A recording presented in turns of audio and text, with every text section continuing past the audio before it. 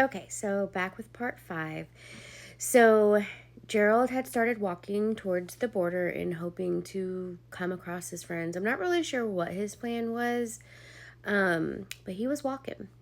And as he was walking, a lady pulls up and was like, "Hey, you look lost. Is everything okay?"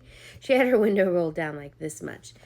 And he was like, "Yeah, I'm just trying to find my friends. I got separated from them last night. I'm trying to go to the border." And she's like, "You're actually walking the wrong direction." He was like, "Oh, thank you." So he turns around to go the other direction and she starts to drive off. And then she's like, "Wait a second. Do you need a ride?" He was like, "That would be great." And she's like, "Hold on a second. Let me call my friend."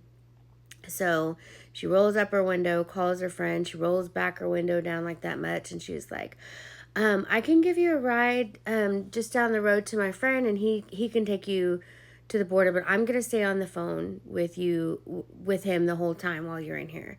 And he is like, "Great." So he gets in the car and he's realizing like how disgusting he looks and smells, and he's very hungover, and he's feeling very guilty and shameful to be in this woman's car, and she looks like she's kind of dressed up, and it's a Sunday morning, so he's like thinking to himself, "Is she going to church?" Well, she takes him to her friend, and the friend comes out and is like, "Hey," he's like, "I see you need a ride." He was like, "I'm actually fixing to lead our Sunday school Bible study right now.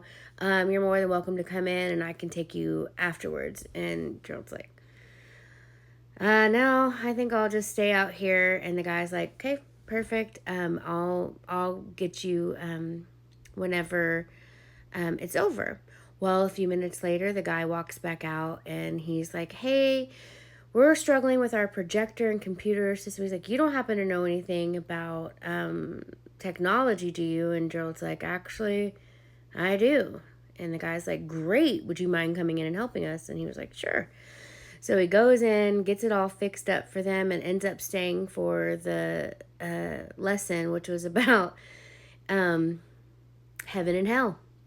And like all the actions that um, can get you like sent to hell. So he's very hungover and sitting in church listening about how he can go to hell. So he's struggling with lots of guilt and shame.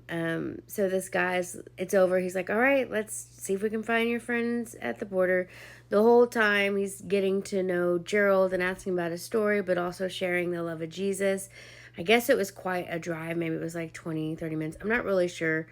But enough to share these things. And as they're approaching the border, Gerald sees his friends Travis and the other guys like going across. So I'm like, I guess these guys were just gonna leave you? Like, so weird, right? But anyway, so Gerald hops out of the vehicle and goes like with his friends, and he tells the guy, "Thank you so much." The guy gives him his information, and his friend Travis is like, "Where were you?" And he was like, "I was at church." Travis is like, "What? That's weird." It's like, "Actually, that guy was pretty cool." And so all the way home, Gerald's just thinking like everything that he has to tell me that he needs to confess, because he's like, he just had this like encounter, and he doesn't know what to think about it.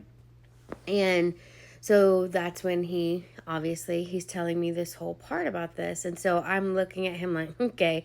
And I'm like, "So who's this guy, Gerald? Who's this guy?" He's like, "Oh, his name is Cliff Wilson." And I was like, "Okay, now I know you're full of shit." Because the fact that his name is Cliff Wilson is really laughable.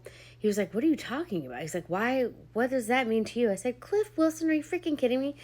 I said, "That's the name that you've been using to prank call me at work for literally the last 2 weeks. You have not changed that name one bit. It has literally been Cliff Wilson for 2 weeks straight." And he was like sitting there like the color like drained from his face, because he had like a realization like, "Holy God, like I have been using that name." And so he's like, "No, I'm serious." So he hands me the information, and sure enough, it's Cliff Wilson. He's a commercial airline pilot. And I'm just sitting there staring at that information. I'm just crying at all the information that he's given me. Really upset at who he just told me he was, but also like really amazed at this encounter that he had, and the links that, sorry, I get emotional, the links that God goes to reach you when you're lost.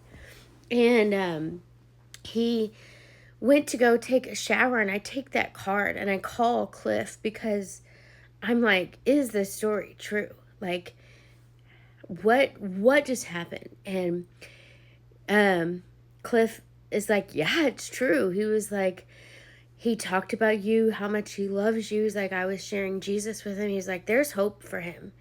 And he's like, I'm excited about what God's gonna do.